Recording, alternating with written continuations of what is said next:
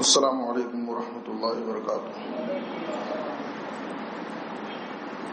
ان الحمد لله نحمده ونستعينه ونستغفره ونعوذ بالله من شرور انفسنا ومن سيئات اعمالنا، من يهده الله فلا مضل له ومن يضلل فلا هادي له، وأشهد أن لا إله إلا الله وحده لا شريك له، وأشهد أن محمدا عبده ورسوله، يا أيها الذين آمنوا اتقوا الله حق تقاته ولا تموتن إلا وأنتم مسلمون، يا أيها الناس اتقوا ربكم الذي خلقكم من نفس واحدة وخلق منها زوجها وبث منهما رجالا كثيرا ونساء، واتقوا الله الذي تساءلون به والأرحام إن الله كان عليكم رقيبا، يا أيها الذين آمنوا اتقوا الله وقولوا قولا سديدا يصلح لكم أعمالكم ويغفر لكم ذنوبكم، ومن يطع الله ورسوله فقد فاز فوزا عظيما، أما بعد فإن خير الحديث كتاب الله، وأحسن الهدي هدي محمد صلى الله عليه وسلم، وشر الأمور محدثاتها، وكل محدثة بدعة، وكل بدعة ضلالة، وكل ضلالة في النار۔ أعوذ بالله من الشيطان الرجيم، بسم الله الرحمن الرحيم، يوم نقول لجهنم هل امتلأت وتقول هل من مزيد، وأزلفت الجنة للمتقين غير بعيد، هذا ما توعدون لكل أواب حفيظ، من خشي الرحمن بالغيب وجاء بقلب منيب، ادخلوها بسلام، ذلك يوم الخلود، لهم ما يشاءون فيها ولدينا مزيد۔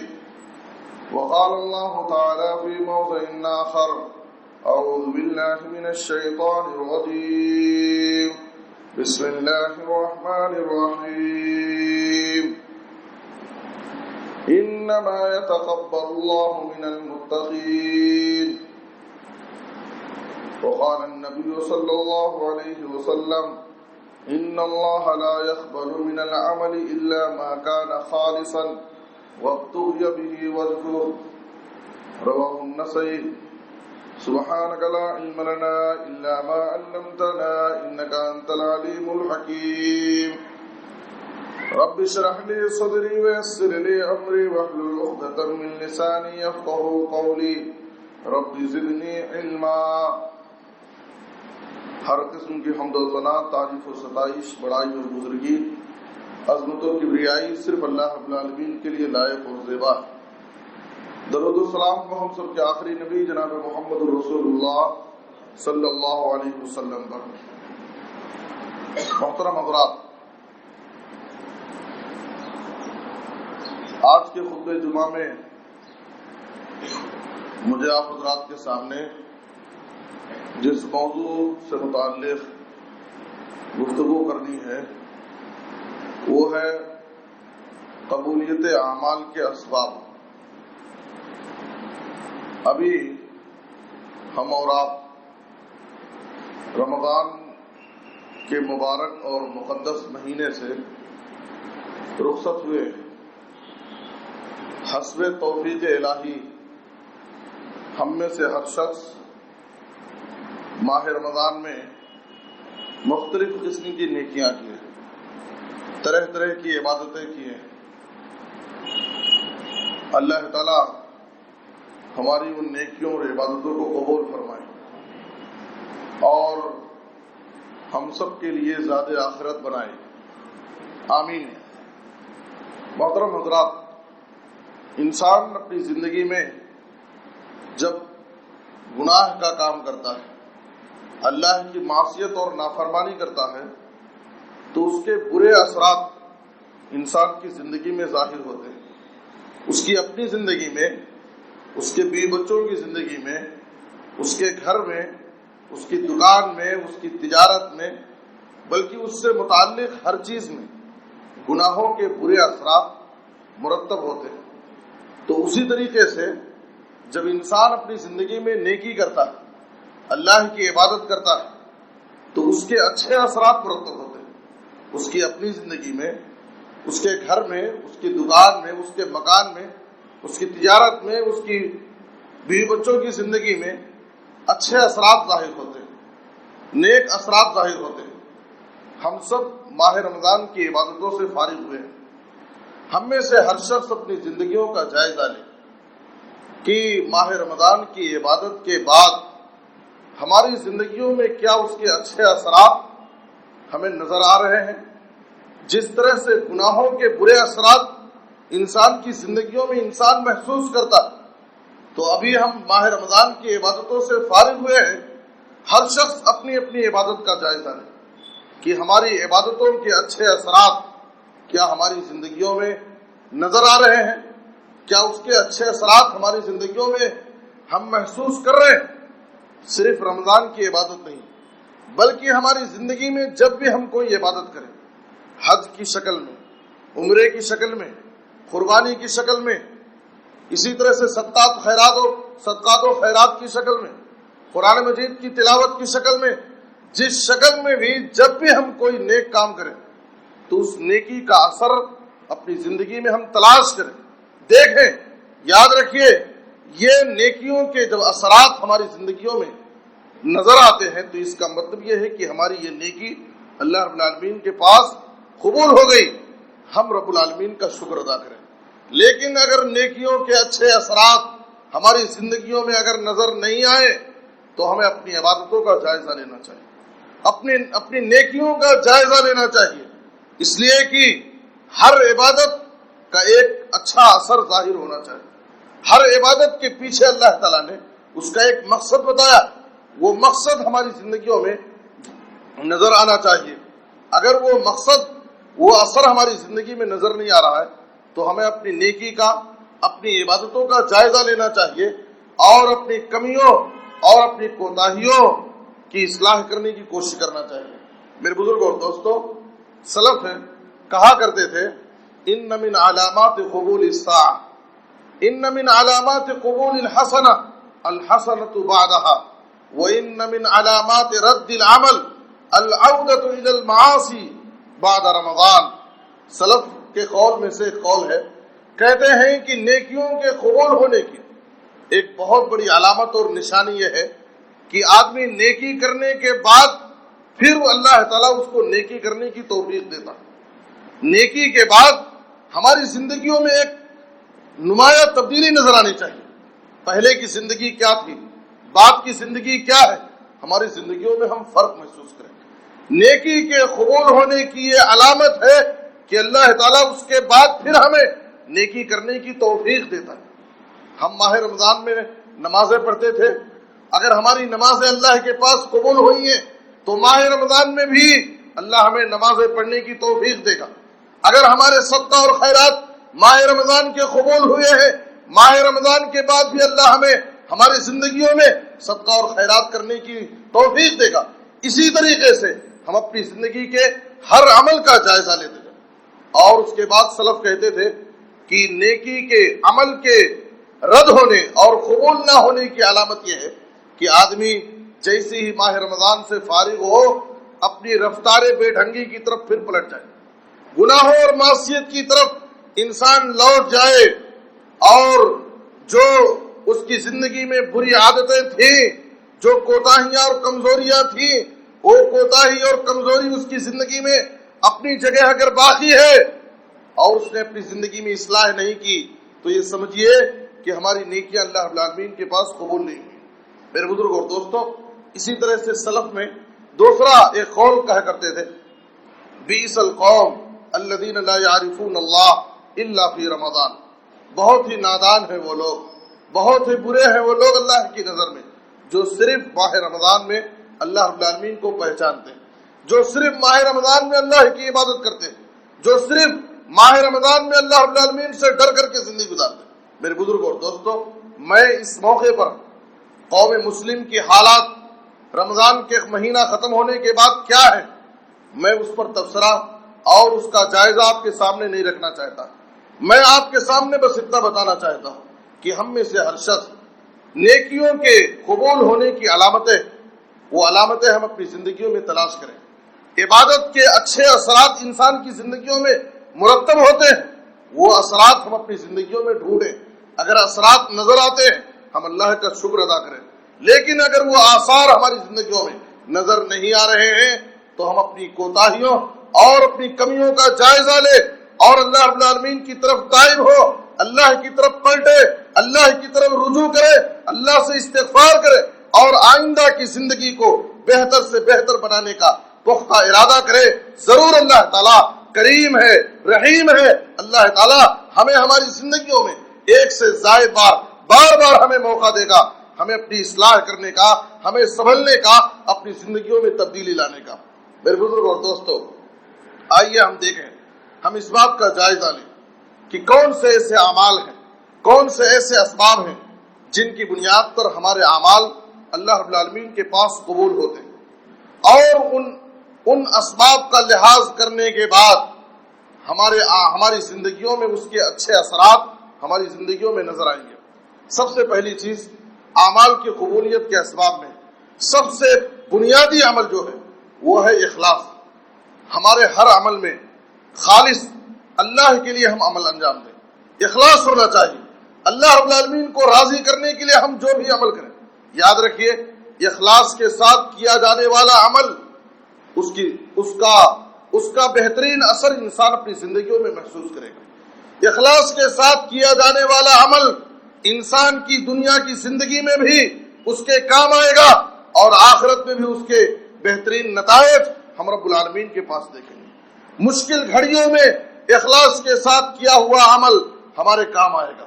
اور یاد رکھیے ہماری زندگیوں میں، ہمارے اعمال میں اخلاص کی وہی اہمیت ہے، اخلاص کا وہی مقام ہے جو انسان کے جسم میں روح کا مقام ہے۔ انسان کے جسم میں جو روح کا مقام ہے، اگر روح کو نکال دیا جائے تو جسم انسانی مردہ ہو۔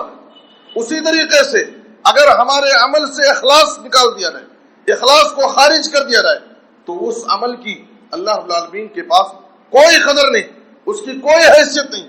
ہماری ساری محنت، ساری کوشش اللہ کے پاس بیکار ہو جائے گی۔ اس لیے قرآن مجید میں اللہ تعالیٰ نے سورہ بینہ کی آیت نمبر 5 میں سارے پیغمبروں کو اخلاص کا حکم دیتے ہوئے اللہ نے فرمایا وَمَا أُمِرُوا إِلَّا لِيَعْبُدُوا اللَّهَ مُخْلِصِينَ لَهُ الدِّينَ۔ سارے پیغمبروں کو اخلاص کا حکم دیا گیا، جو بھی وہ عمل کریں، رب العالمین کی عبادت کریں تو اخلاص کے ساتھ عبادت کریں۔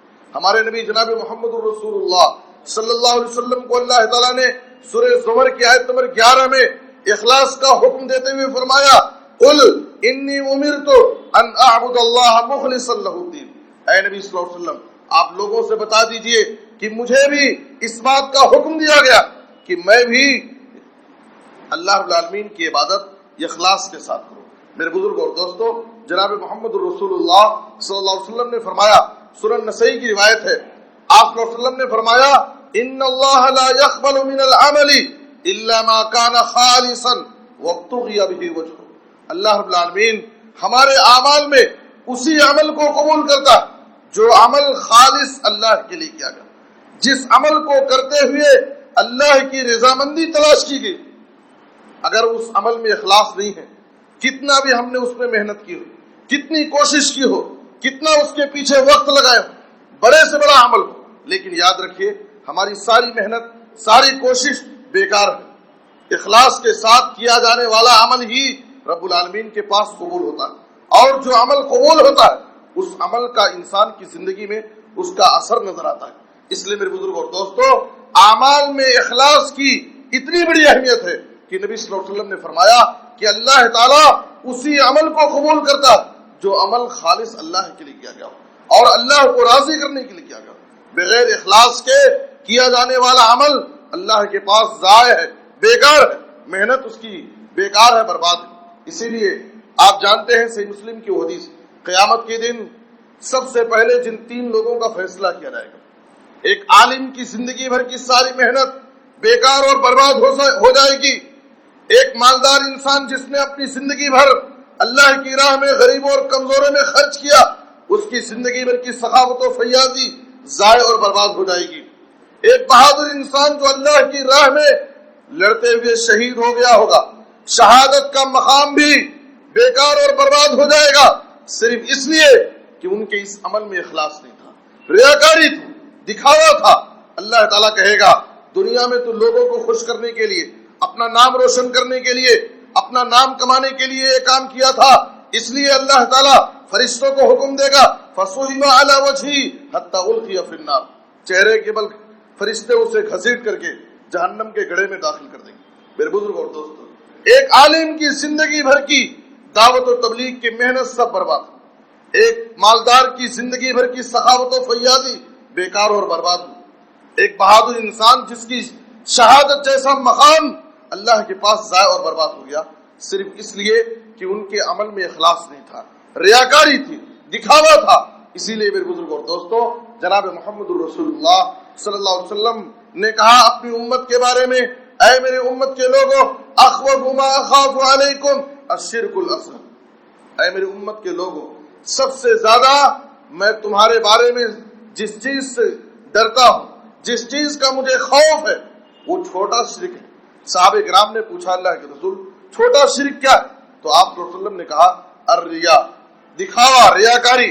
پھر آپ صلی اللہ علیہ وسلم نے آگے کہا کہ قیامت کے دن جب اللہ تعالیٰ بندوں کے اعمال کا بدلہ دے گا، بدلہ دیتے ہوئے اللہ تعالیٰ ریاکاروں کو بلائے گا جو اپنی زندگی میں ریاکاری کے لیے عمل کرتے تھے، اللہ ان کو بلا کر کے کہے گا اذهبوا الى الذين كنتم تراؤون في الدنيا فانظروا هل تجدون عندهم جزاء، جاؤ ان لوگوں کے پاس جنہیں دکھانے کے لیے، جنہیں خوش کرنے کے لیے تم نے اپنے اعمال کیے تھے، دیکھو کیا تمہیں ان کے پاس تمہارے عمل کا کوئی بدلہ ملے گا۔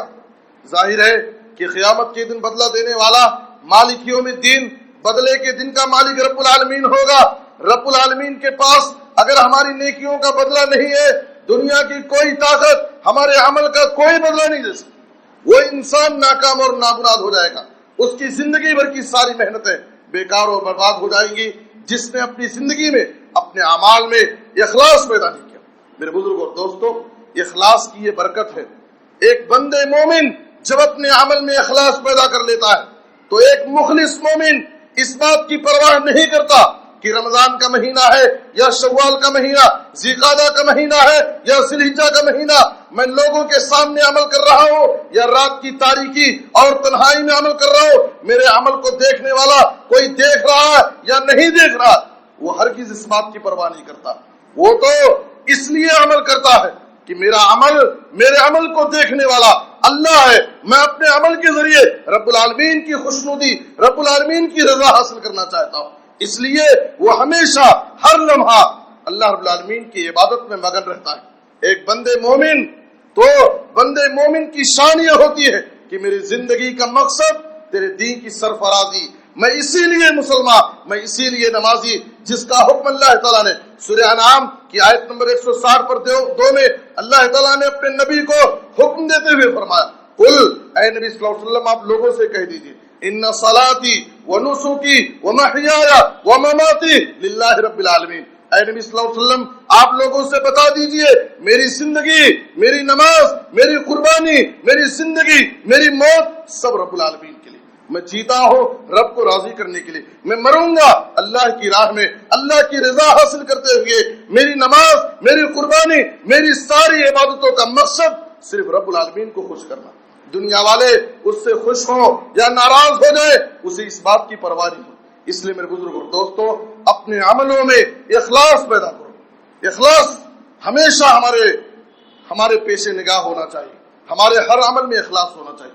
اخلاص، ایک بندہ اگر مومن مخلص ہو جائے، اپنے اعمال میں اخلاص پیدا کرنے والا ہو جائے، تو کبھی بھی وہ اپنے رب کی عبادت میں مصروف رہے گا، وہ حالات اور وقت کا خیال نہیں کرے گا، بلکہ اس کی پوری زندگی کا ایک ایک لمحہ رب العالمین کی عبادت میں، نیکیوں میں گزرے گی۔ تو اعمال کی قبولیت کا ایک بہت بڑا سبب ہے اخلاص۔ اس لیے ہمیں چاہیے، اور اخلاص کی بہت ساری برکتیں ہیں دنیا کی زندگی میں اور آخرت میں۔ اس لیے اگر ہم چاہتے ہیں کہ ہماری نیکیاں، ہمارے اعمال رب العالمین کے پاس قبول ہو اور ہماری عبادتوں کا اچھا اثر ہم اپنی زندگیوں میں، اپنے کاروبار میں، اپنے بیوی بچوں میں دیکھیں، تو ہم اپنے اعمال میں اخلاص پیدا کریں تاکہ ہمارا عمل رب العالمین کے پاس قبول ہو اور ہمارے عمل کا ہماری زندگیوں میں اچھا اثر ہم محسوس کریں۔ دوسری چیز ہے اتباع سنت۔ میرے بزرگوں اور دوستو، نبی صلی اللہ علیہ وسلم کی سنت تلاش کرنا، آپ کی سنت کی پیروی کرنا ہمارے لیے بے حد ضروری ہے۔ آج کتنے ایسے لوگ ہیں جنہوں نے اعمال کرتے ہوئے یہ سمجھتے ہیں کہ زیادہ عمل کرنا یہ رب العالمین کو مطلوب ہے، ہم زیادہ سے زیادہ اپنی زندگیوں میں اعمال کریں۔ رب العالمین کو جہاں زیادہ عمل مطلوب ہے وہاں عمل میں اس بات کا لحاظ ہو کہ ہمارا ہر عمل نبی کی سنت کے مطابق، آپ کے طریقے کے مطابق ہونا چاہیے۔ یاد رکھیے سورہ غاشیہ کی ابتدائی آیتوں میں اللہ تعالیٰ نے کیا فرمایا؟ وجوہ یومئذ خاشعہ عاملۃ ناصبہ تصلی نارا حامیہ۔ یہ آیتیں جمعہ کی نماز میں پڑھی جاتی ہیں، بار بار امت مسلمہ کو یہ آیتیں پڑھ کر کے سنائی جاتی ہے۔ ان آیتوں کا پیغام کیا ہے؟ ایک قیامت کے دن اللہ رب العالمین کے بارگاہ میں، اللہ کے دربار میں ایک ایسا شخص آئے گا جس نے اپنی زندگی میں عمل کرتے کرتے اپنے آپ کو تھکا دیا ہوگا۔ اللہ نے کہا عاملۃ ناصبہ، عمل کرتے کرتے وہ زندگی میں تھک گیا ہو، بہت ساری محنتیں پڑا، بہت عمل کیا، لیکن اس کا ٹھکانہ کیا ہوگا؟ جس نے اپنی زندگی میں عمل کر کر کے اپنے آپ کو تھکا دیا ہے، اس کا انجام اور اس کا ٹھکانہ کیا ہوگا؟ آگے اللہ فرما رہا ہے تصلی نارا حامیہ، اس کا ٹھکانہ جہنم کی بھڑکتی ہوئی آگ ہے، اس کو جہنم کی آگ میں داخل کیا جائے گا۔ مفسرین کہتے ہیں کہ آخر اس کے پاس اس کے نام اعمال میں بہت ساری نیکیاں ہیں، عبادتیں ہیں، بہت سارے اعمال ہیں، لیکن اتنے زیادہ اعمال اور نیکیاں ہونے کے بعد بھی اس کا ٹھکانہ جہنم کیوں بن رہا ہے؟ آخر کیا وجہ، کیا سبب ہے اس کے جہنم میں جانے کا؟ میرے بزرگ اور دوستوں، مفسرین کہتے ہیں اس لیے کہ اس نے عمل تو کیا لیکن اس کے عمل میں اخلاص نہیں، اس نے عمل تو کیا لیکن اس کا عمل نبی صلی اللہ علیہ وسلم کی سنت کے مطابق نہیں۔ اس لیے عمل تو ہے لیکن عمل میں اخلاص نہ ہونے کی وجہ سے، عمل نبی صلی اللہ علیہ وسلم کی سنت کے مطابق نہ ہونے کی وجہ سے ڈھیر سارا عمل بھی، اس کی ساری محنت اور ساری کوشش اللہ کے پاس ضائع ہو جائے گی۔ اسی لیے میرے بزرگ اور دوستو، نبی صلی اللہ علیہ وسلم نے کیا فرمایا؟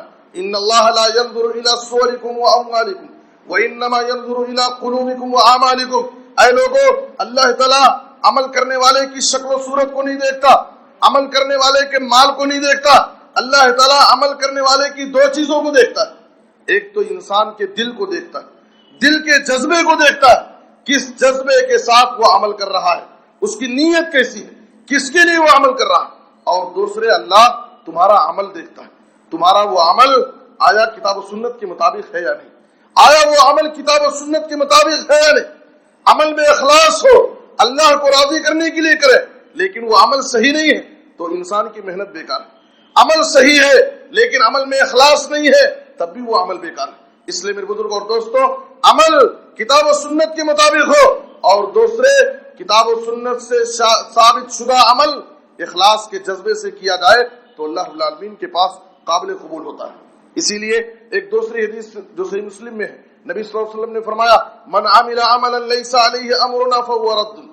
جو شخص بھی کوئی ایسا عمل کرتا ہے جو عمل ہمارے طریقے کے مطابق نہیں ہے، فهو رد، تو قیامت کے دن رب العالمین کے پاس اس کا وہ عمل مردود ہے، اسے رد کر دیا جائے گا، اس کا عمل اللہ رب العالمین کے پاس قابل قبول نہیں ہوگا۔ صحیح بخاری کی وہ حدیث جس میں نبی صلی اللہ علیہ وسلم کی بیویوں کے پاس 3 صحابہ آئے جاننے کے لیے کہ نبی صلی اللہ علیہ وسلم راتوں میں گھر میں کون سی عبادت کرتے ہیں، وہ اسی عبادت ہم بھی کرنے کی کوشش کریں گے۔ جب آپ کے ازواج مطہرات نے نبی صلی اللہ علیہ وسلم کے قیام اللیل، آپ کی راتوں کی عبادت کا حال بتایا، صحابہ کرام نے اپنی عبادتوں سے نبی کی عبادت کا مقابلہ کیا، موازنہ کیا، کانہم تقالوہا، جب موازنہ کیا تو انہوں نے اپنی عبادت کو نبی کی عبادت کے مقابلے میں بہت کم پایا اور سوچا کہ اللہ تعالیٰ نے تو آپ کے اگلے اور پچھلے سارے گناہوں کو معاف کر دیا، اس کے باوجود آپ عبادت میں اتنے آگے، اتنی لمبی لمبی عبادت کرتے ہیں، تو ہمیں کتنی زیادہ عبادت کرنی چاہیے۔ جذبات میں آ گئے، ایک نے فیصلہ کر لیا کہ اب رات بھر میں کبھی سوؤں گا نہیں, پوری رات تہجد کی نماز پڑھوں گا. دوسرے نے فیصلہ کر لیا کہ اب میں کنٹینیو نفلی روزہ رکھوں گا, دن میں کبھی بھی افطار نہیں کروں گا. تیسرے نے ارادہ کیا کہ اب میں زیادہ عبادت کرنے کے مقصد سے میں شادی ہی نہیں کروں گا. جب آپ غور کیجئے, ان تینوں کا مقصد بڑا نیک ہے, جذبہ بڑا پیارا ہے. تینوں کا مقصد کیا ہے؟ زیادہ سے زیادہ عمل کریں گے, زیادہ عبادت کریں گے, زیادہ نیکیاں کمائیں گے. لیکن مقصد اچھا ہے اور ان کا ارادہ بڑا نیک ہے, لیکن عمل ان کا صحیح نہیں ہے. اس لیے کہ یہ عمل, یہ ارادہ نبی صلی اللہ علیہ وسلم کے طریقے کے خلاف ہے. جب آپ صلی اللہ علیہ وسلم کو معلوم ہوا, آپ صلی اللہ علیہ وسلم ان کے پاس آئے, سخت غصے کا اظہار کرتے ہوئے آپ نے کہا, واللہ انی لاخشاکم للہ واتقاکم لہ, قسم اللہ کی میں تم میں سب سے زیادہ اللہ سے ڈرنے والا. کیا تم مجھ سے بڑے متقی ہو جاؤ گے؟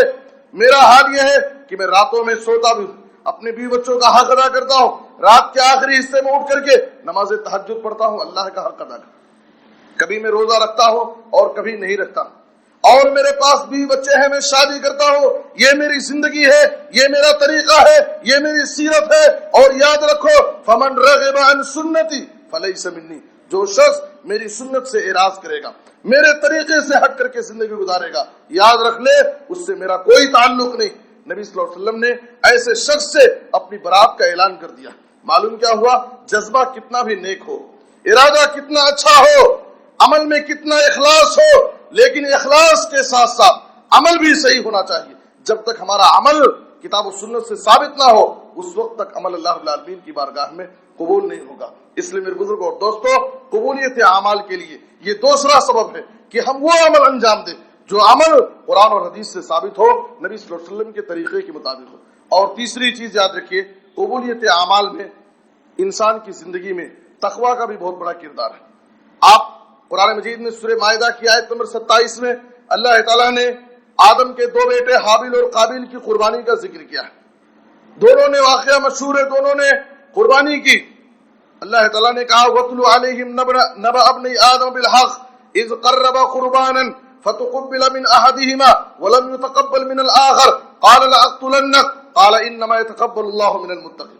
قربانی تو دونوں نے پیش کی, لیکن اللہ تعالیٰ نے اس آیت کے آخر میں کہا, انما يتقبل اللہ من المتقین, اللہ تعالیٰ متقیوں کے عمل کو قبول کرتا ہے. معلوم کیا ہوا؟ جب ہمارے اندر تقوی ہو, اللہ کا ڈر, خوف ہو, تب جا کر کے اللہ رب العالمین ہمارے اعمال کو قبول کرتا ہے. روزے کا مقصد تقوی, قربانی کا مقصد تقوی, حج کا مقصد تقوی, اسلام کی بڑی بڑی عبادتوں کا مقصد اللہ تعالیٰ نے تقوی رکھا ہے, تاکہ ہمارے اندر اللہ کا حقیقی ڈر خوف پیدا ہو جائے, ہم اللہ سے ڈرنے والے بن جائیں, ہم واقعی اللہ کی نظر میں متقی اور پرہیزگار بن جائیں. اس لیے کہ جب انسان کے اندر تقوی آ جاتا ہے اور تقوی کے ساتھ انسان جب کوئی عمل کرتا ہے تو متقی کا عمل اللہ رب العالمین کے پاس قبول ہوتا ہے. میرے بزرگ اور دوستو, یہ تقوی اتنا عظیم عمل ہے, یہ تقوی اتنا عظیم زیور ہے کہ انسان کے دل میں آ گئے, واقعی رب کا حقیقی ڈر خوف اور حقیقی تقوی انسان کے دل میں بیٹھ جائے تو یاد رکھیے دنیوی اعتبار سے بھی انسان کامیاب ہے اور آخرت میں بھی اللہ تعالیٰ اس کی مدد کرے گا. اس کو جاننے کے لیے آپ سورہ طلاق کی آیتیں پڑھیے. سورہ طلاق کی ابتدائی آیتوں میں اللہ تعالیٰ نے تقوی کے مسلسل 3 آیتوں میں تقوی کا فائدہ ذکر کیا. وَمَن يَتَّقِ اللَّهَ يَجْعَل لَّهُ مَخْرَجًا وَيَرْزُقْهُ مِنْ حَيْثُ لَا يَحْتَسِبُ. اللہ کا جو تقوی اختیار کرے گا, اللہ اس کو ہر مشکل اور پریشانی سے نکال دے گا اور اسے ایسی جگہ سے روزی دے گا کہ وہ تصور نہیں کر سکتا. یہ تقوی کا دنیاوی فائدہ ہے. دوسری جگہ اللہ نے آگے فرمایا, وَمَن يَتَّقِ اللَّهَ يَجْعَل لَّهُ مِنْ أَمْرِهِ يُسْرًا. جو شخص اللہ کا تقوی اختیار کرے گا, متقی بن جائے گا, اللہ اس کے کاموں کو آسان کر دے گا. یہ تقوی کا دوسرا دنیاوی فائدہ ہے. آگے اللہ تعالیٰ نے سورہ طلاق ہی میں تقوی کا اخروی فائدہ بیان کیا. وَمَن يَتَّقِ اللَّهَ يُكَفِّرْ عَنْهُ سَيِّئَاتِهِ وَيُعْظِمْ لَهُ أَجْرًا. جو شخص اللہ سے ڈر کر تقوی کی زندگی گزارے گا, اللہ اس کے گناہوں کو بھی مٹا دے گا اور اس کو آخرت میں اجر عظیم سے نوازے گا. میرے بزرگ اور دوستو, آج اس وقت ملک میں مسلمانوں کے حالات پر آج ہم میں سے ہر شخص رونا رو ہے. قوم مسلم کے حالات کا ہر شخص, چھوٹا بڑا, عام و خاص, ہر شخص رونا رو رہا ہے. اور مسلم قوم کی ناکامی, مسلم قوم کی ذلت و رسوائی کے اسباب, مسلم قوم کے پیچھے رہنے کے اسباب ہر شخص تلاش کر رہا ہے اور اس کا رونا رو رہا ہے۔ میرے بزرگ اور دوستو، تقوی ایک ایسی عظیم عبادت ہے، تقوی ایک ایسا بڑا عمل ہے کہ انسان اگر واقعی اللہ کی نظر میں متقی بن جائے تو اللہ تعالیٰ دنیا میں آپ کی کیسی مدد کرے گا۔ سورہ آل عمران کی آیت نمبر 120 میں اللہ تعالیٰ نے کہا وَإِن تَصْبِرُوا وَتَتَّقُوا لَا يَضُرُّكُمْ كَيْدُهُمْ شَيْئًا، تم اپنی زندگی میں صبر اختیار کرو، اللہ جلد بازی سے کام نہ لو، اللہ کے فیصلے کا انتظار کرو اور واقعی متقی اور پرہیزگار بن جاؤ۔ اللہ کا وعدہ ہے لا يضركم كيدهم شيئا، دشمنوں کی کوئی بھی سازش، دشمنوں کی کوئی بھی چال، دشمنوں کا کوئی بھی منصوبہ تمہیں نقصان نہیں پہنچا سکتا ہے۔ میرے بزرگ اور دوستو، یہ اللہ رب العالمین کا وعدہ ہے۔ آپ خیر القرون کے مسلمانوں کا جائزہ لیجئے، جب ان کے اندر تقویٰ تھا اللہ نے ان کی کیسی مدد کی۔ سعد بن ابی وقاص رضی اللہ تعالیٰ عنہ روم سے مقابلے کے لیے تیاری کر رہے ہیں، خلافت فاروقی ہے، عمر فاروق رضی اللہ عنہ نے حضرت سعد بن ابی وقاص کو خط لکھا، کہا کہ تم ایک سپر پاور قوم سے مقابلے کی کوشش کر رہے ہو، تیاریوں میں ہو، ایسے موقع پر میں تمہیں ایک ہی نصیحت کرتا ہوں، اس سپر پاور قوم سے اگر تم مقابلہ کرنا چاہتے ہو اور اس مقابلے میں تم کامیابی حاصل کرنا چاہتے ہو تو تمہارے لیے میری وصیت ہے، یا سعد اوصی کا ومن معک من الجن بتقوی اللہ عز وجل، کہا کہ اے سعد بن ابی وقاص، میں تمہیں اور تمہارے ساتھ جو بھی فوج اور لشکر کے لوگ ہیں سب کو ایک ہی وصیت کرتا ہوں کہ تم اللہ کا تقوی اختیار کرو، اللہ سے ڈر جاؤ، واقعی تم متقی اور پرہیزگار بن جاؤ۔ یاد رکھو تقوی یہ دشمن کے مقابلے میں ایک بہت بڑا ہتھیار ہے۔ جب آدمی متقی بن جاتا ہے تو اللہ تعالیٰ دشمنوں کے مقابلے میں ان کو فتح دیتا ہے۔ آپ سورہ یوسف کی روشنی میں یوسف علیہ السلام کے واقعے کا جائزہ لیجیے۔ میرے بزرگ اور دوستو، یوسف علیہ السلام کی زندگی میں کیسی کیسی آزمائشیں آئیں، بھائیوں نے ان کو کس طرح سے کنویں میں ڈالا، پلاننگ کیا، بازار مصر میں ان کو سستے داموں میں فروخت کر دیا گیا، بازار مصر سے بادشاہ کے دربار میں پہنچتے ہیں، وہاں پر بادشاہ کی بیوی ان کو اپنے دام محبت میں پھنسانا چاہتی ہے، کامیاب نہیں ہوئی، یوسف علیہ السلام کی اللہ نے حفاظت کی، وہاں سے جیل میں پہنچتے ہیں، جیل کی زندگی گزارنے کے بعد ایک لمبی مدت جیل میں گزارنے کے بعد جب پھر بادشاہ کے دربار میں پہنچتے ہیں، خوابوں کی تعبیر بتائی، بادشاہ نے ان کو ان کی خواہش پر وزیر فائنانس، وزیر خزانہ ان کو بنا دیا۔ میرے بزرگ اور دوستو، یوسف علیہ السلام اللہ سے دعا کرتے ہیں کہ اے اللہ، تو نے میری کس طرح سے حفاظت کی، مجھے نبوت سے نوازا، بادشاہت سے نوازا، میری حفاظت کی۔ اس پورے واقعے کے اخیر میں اللہ تعالیٰ نے جو بات ذکر کی ہے اس میں ہمارے لیے پیغام ہے۔ اللہ تعالیٰ نے اس پورے واقعے کے اختتام پر کیا فرمایا؟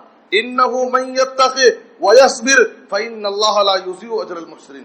اللہ رب العالمین نے یوسف علیہ السلام کی حفاظت صرف نہیں کی بلکہ ان کو بادشاہت دیا، اقتدار دیا، حکومت دیا، طاقت اور قوت دی، زمین کا ان کو مالک بنایا۔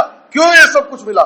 صرف دو چیزوں کا اللہ نے ذکر کیا، انہ من یتق ویصبر، جو اللہ کا تقوی اختیار کرے گا اور صبر کرے گا، جلد بازی سے کام نہیں لے گا، اللہ کے فیصلے کا انتظار کرے گا، تو اللہ ایسے لوگوں کو ایسا ہی بدلہ دیتا ہے، مشکلات سے، پریشانیوں سے ان کی حفاظت بھی کرتا ہے اور اللہ ان کی زندگیوں میں کامیابی دیتا ہے۔ اس لیے میرے بزرگ اور دوستو، یہ ایک تیسرا عمل ہے ہمارے اعمال کی عبادتوں کے، ہمارے اعمال کے قبول ہونے کا، اور ایک آخری عمل میرے بزرگ اور دوستو، ہمارے اعمال کے قبول ہونے میں ایک بہت بڑا سبب حلال روزی کا ہے۔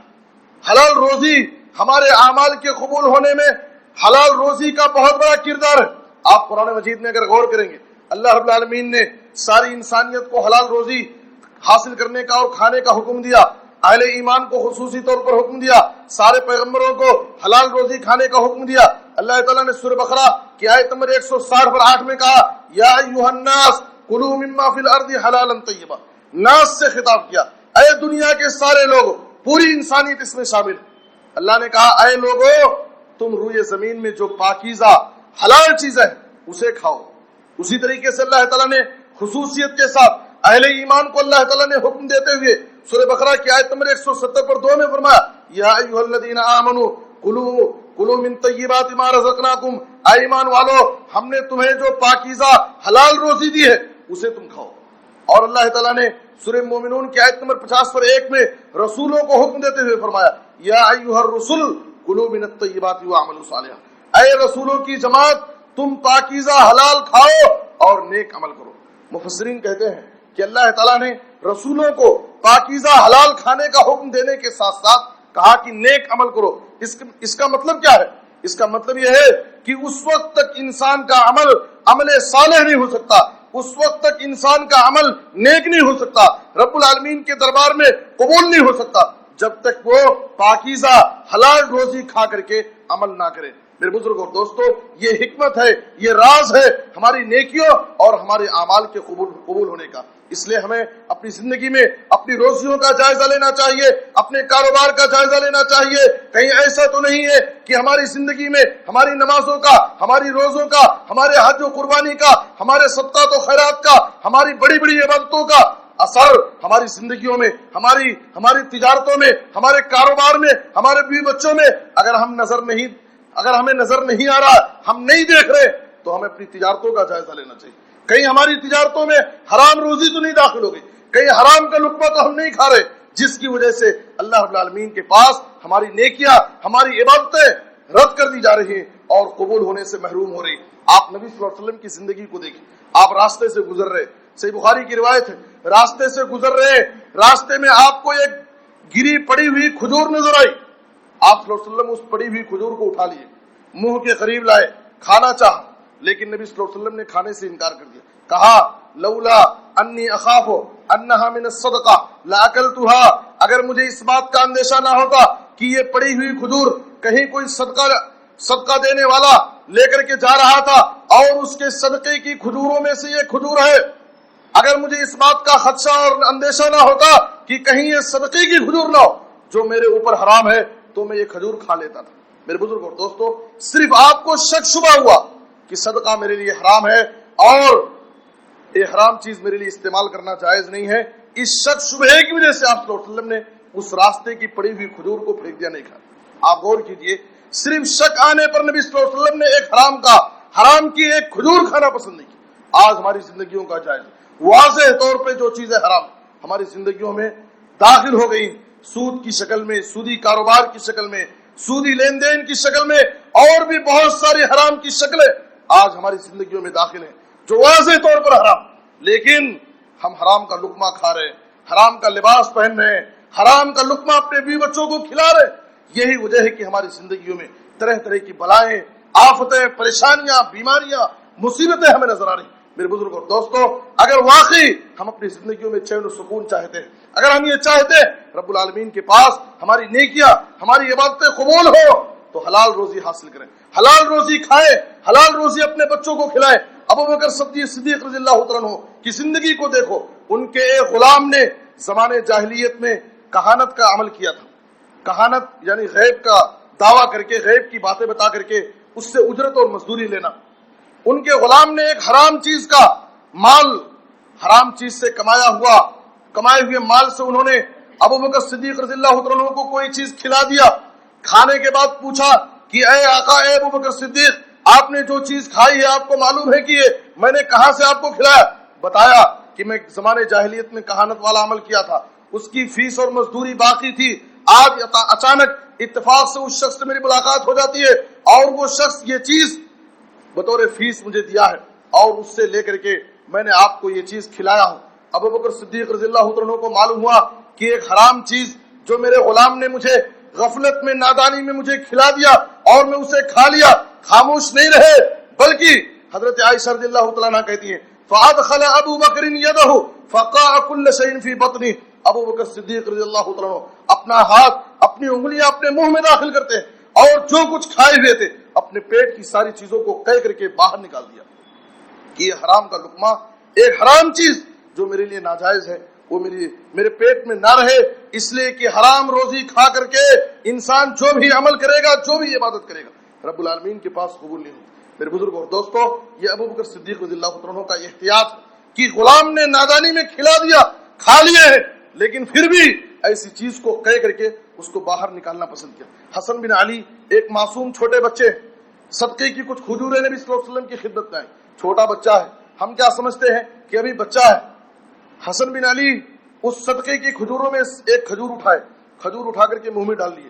نبی صلی اللہ علیہ وسلم نے حسن بن علی ایک معصوم بچہ کہا کخ ارمی بہا، اے حسن تجھے معلوم نہیں اما علمت ان لا ناکل الصدقہ، ہم آل محمد ہیں اور آل محمد پر صدقہ اور خیرات حرام ہے، یہ صدقے کی کھجور ہے اور صدقے کی کھجور ہمارے لیے جائز نہیں ہے، تم نے اپنے منہ میں ڈال لیا ہے، اس کو قے کر دو، تھوک دو، پھینک دو نکال کر کے منہ سے۔ آپ نے ایک معصوم بچے کے منہ سے باہر نکلوایا خیگرہ کہ ایک بچہ جو آل محمد سے تعلق رکھتا ہے اس کے منہ میں، اس کے پیٹ میں حرام کا لقمہ جانے نہ پڑے۔ میرے بزرگ اور دوستو، نبی صلی اللہ علیہ وسلم اور صحابہ کرام نے اپنی زندگیوں میں حرام چیزوں سے، حرام غذا سے کتنا زیادہ احتیاط برتا ہے۔ آج ہماری زندگیوں میں ہمیں اس بات پر توجہ کی ضرورت ہے۔ نبی صلی اللہ علیہ وسلم نے کہا ثم ذکر الرجل ان اللہ طیب لا يقبل الا طیبا، اللہ تعالیٰ پاک ہے اور پاکیزہ اور حلال مال کو قبول کرتا ہے۔ وان اللہ امر المؤمنین بما امر به المرسلین، اور اللہ تعالیٰ نے اہل ایمان کو بھی وہی حکم دیا جو رسولوں کو حکم دیا۔ اللہ نے رسولوں کو حلال کھانے کا حکم دیا اور اہل ایمان کو بھی حلال کھانے کا حکم دیا۔ پھر نبی صلی اللہ علیہ وسلم نے کہا ثم ذکر الرجل یطیل السفر اشعث اغبر یمد یدیہ الی السماء ویقول یا ربی ومطعمہ حرام ومشربہ حرام وملبسہ حرام وغذی بالحرام فأنى یستجاب لذلک۔ نبی صلی اللہ علیہ وسلم نے کہا ایک آدمی ہے جو لمبا سفر کرتا ہے، لمبا سفر کر رہا ہے، مسافر ہے، اشعث اغبر، پراگندہ ہے، سفر کی حالت میں بہت پریشان ہے، مجبور ہے، یمد یدیہ الی السماء، اپنے دونوں ہاتھوں کو آسمان کی طرف، اللہ کی طرف اٹھائے ہوئے ہے، ویقول یا ربی، اللہ کی صفت ربوبیت کا حوالہ دے رہا ہے، یا ربی کہہ کر کے رب سے دعائیں مانگ رہا۔ میرے بزرگوں اور دوستو، اس بندے کے پاس دعاؤں کے قبول ہونے کے لیے 4 بڑے بڑے اسباب اس کے پاس موجود ہیں۔ اللہ مسافر کی دعا قبول کرتا ہے، یہ بندہ مسافر ہے۔ اللہ تعالیٰ مضطر، پریشان حال، مجبور انسان کی دعا قبول کرتا ہے، یہ انسان سفر میں ہے، پریشان حال ہے۔ اور تیسرا، اللہ تعالیٰ کی دربار میں اللہ کے سامنے جب ہاتھ پھیلائے جائے تو اللہ خالی ہاتھ واپس نہیں کرتا، یہ انسان رب کے سامنے اپنے ہاتھ کو پھیلایا۔ تیسری چیز، چوتھی چیز، اللہ کی صفت ربوبیت کا واسطہ دے رہا ہے، یا ربی کہہ رہا۔ 4 بڑے بڑے اسباب ہیں اس کی دعاؤں کے قبول ہونے کے لیے، لیکن اللہ کہتا ہے وَمَطْعَمُهُ حرام، جو کھا کر کے آیا ہے وہ حرام کا، وَمَشْرَبُهُ حرام، جو پی کر کے آیا ہے وہ حرام کا، وَغُذِيَ بِالْحَرام، اور اس کی غذا حرام کی، اس کی پرورش اور تربیت حرام کی، اس کا لباس حرام کا۔ اللہ نے کہا اگرچہ اس کے پاس 4 بڑے بڑے اسباب ہیں اس کی دعاؤں کے قبول کرنے کے لیے، لیکن اس کا کھانا، اس کا پینا، اس کا لباس، اس کی غذا اور اس کی پرورش حرام سے ہوئی ہے، میں اس کی دعا آخر کہاں سے قبول کروں؟